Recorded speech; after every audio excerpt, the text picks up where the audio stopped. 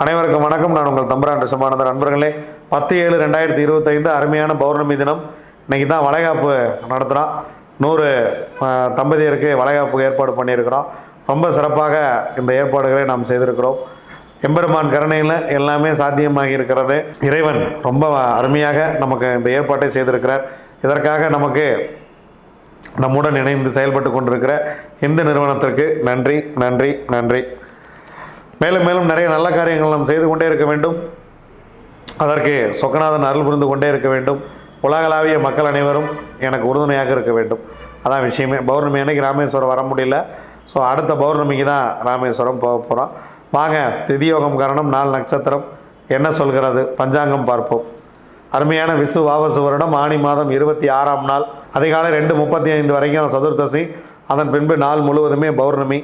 அது காலை 6:09 வரைக்கும் மூலம். அதன் பின்பு பூராடம்.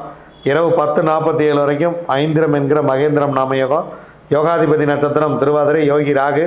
அவயோக நட்சத்திரம் பூராடம், அவயோகி சுக்கிரன். அதன் பின்பு வைத்திருதி நாமயோகம்.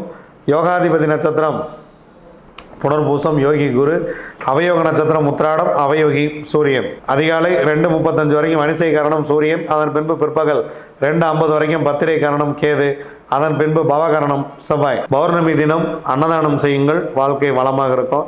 பௌர்ணமி தினத்தில் அம்பாள் வழிபாடு செய்யுங்கள், வாழ்க்கை வளமாக இருக்கும். பௌர்ணமி இரவில் சந்திரனை பார்த்து வழிபடுங்கள். சந்திரனை பார்த்து கும்பிட்டு கீழே மண்ணை தொட்டு ஒரு முறை கும்பிட்டு போங்க. ரொம்ப ரொம்ப பெரிய ஒரு விஷயம் அது. எப்போல்லாம் நம்ம மண்ணை தொட்டு வணங்குறோமோ அப்போல்லாம் இந்த பூமி தாய் நம்மை வாழ்த்தி கொண்டே இருக்கிறாங்க. இந்த மண்ணை தொட்டு நாம் வணங்க வேண்டும். நிறைய பேர் மண்ணெல்லாம் கையில் தொடுறதே கிடையாது. பல பேர் அப்படி ஒரு சம்பவத்தையும் மறந்துட்டோம்.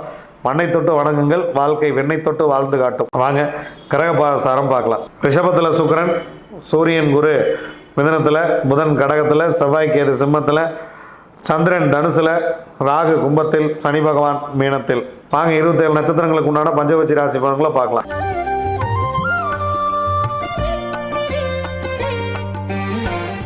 அஸ்வினி, பரணி, கார்த்திகை, ரோகிணி, மிருகசீரிசம். உங்களுடைய பக்ஷி வல்லூர். இன்று படுபட்சி. முக்கியமான வேலைகள் இருந்தால் நாளை பார்த்து கொள்ளலாம், வெள்ளிக்கிழமை பார்த்து கொள்ளலாம். ஏன்னா வியாழக்கிழமை சிறப்பாக இல்லை. ஸோ இந்த நாள் முழுவதுமே உங்களுடைய பட்சி படுபட்சியாக இருக்கிறது. இறை வழிபாட்டை மேற்கொள்ளுங்கள், இறைவனை வழிபடுங்கள், இறைவனோடு கலந்துருங்கள். நீங்கள் முக்கியமாக ஏதாவது தூங்குற மாதிரி இருந்தாலோ அல்லது நீங்கள் சிரமப்பட்டு ஏதேனும் ஒரு வேலை செய்கிற மாதிரி இருந்தாலோ, உங்கள் வாழ்க்கையை மாற்றும் நிகழ்வு ஏதேனும் இருந்தாலோ அதை அடுத்த நாள் பார்த்து கொள்ளலாம். திருவாதிரை, புனர்பூசம், பூசம், ஆயில்யம், மகம், பூரம். உங்களுடைய பட்சி ஆந்தை. காலையில் ஆந்தை சிறப்பாக இல்லை, அதனால் அடுத்த ஜாமத்தில் பார்த்து கொள்ளலாம். 2ஆம் ஜாமம் ஊன் 75% காரிய வெற்றி.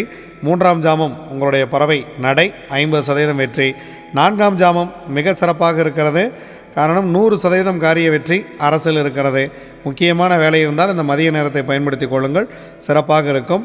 5ஆம் ஜாமம் உங்களுடைய பறவை துயில் 25% காரிய வெற்றி. 6ஆம் ஜாமம் நடை 50% வெற்றி. 7ஆம் ஜாமம் துயில் 25% வெற்றி.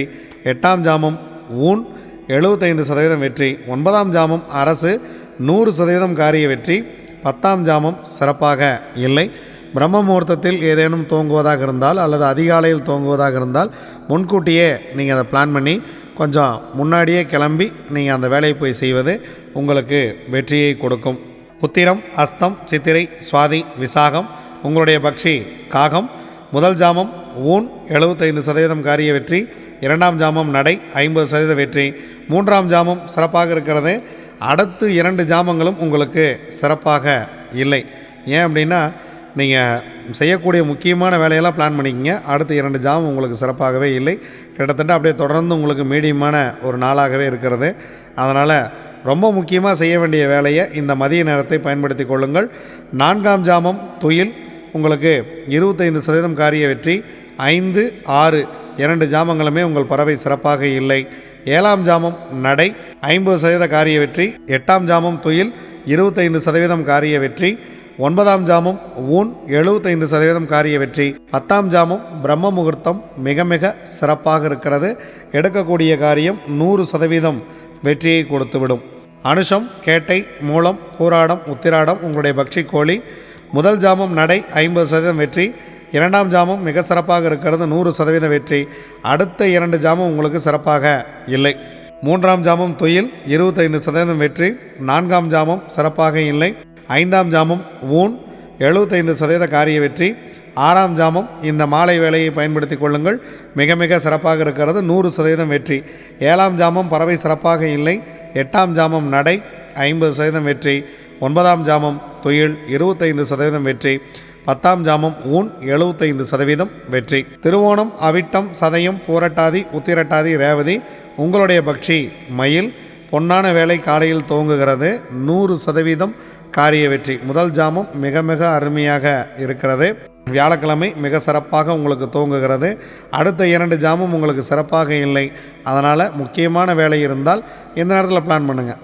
நான் காலையில் ஆஃபீஸே 8:30 மணிக்கு மேலே தான் போவேன். நான் என்ன பிளான் பண்ணுறேன்னா, உட்காந்து நீங்கள் இன்றைக்கி ஆஃபீஸில் செய்ய வேண்டிய வேலை என்ன அப்படிங்கிறத எழுதுங்க. நீங்கள் முக்கியமாக யார்கிட்ட பேசணும் அப்படிங்கிறதெல்லாம் யோசனை பண்ணுங்கள். என்னென்ன பண்ணணுங்கிறதெல்லாம் அரசு வேலையில் திட்டமிடுங்கள். அதுவே மிகப்பெரிய ஒரு வெற்றியை கொடுக்கும். இரண்டாம் ஜாமம் துயில் 25% வெற்றி. மூன்றாம் ஜாமம் சிறப்பாக இல்லை. நான்காம் ஜாமம் ஊன் 75% வெற்றி. ஐந்தாம் ஜாமம் நடை 50% வெற்றி. ஆறாம் ஜாமம் ஊன் 75% காரிய வெற்றி. ஏழாம் ஜாமம் உங்கள் பறவை சிறப்பாக இருக்கிறது, 100% காரிய வெற்றி. எட்டாம் ஜாமம் உங்கள் பறவை சிறப்பாக இல்லை.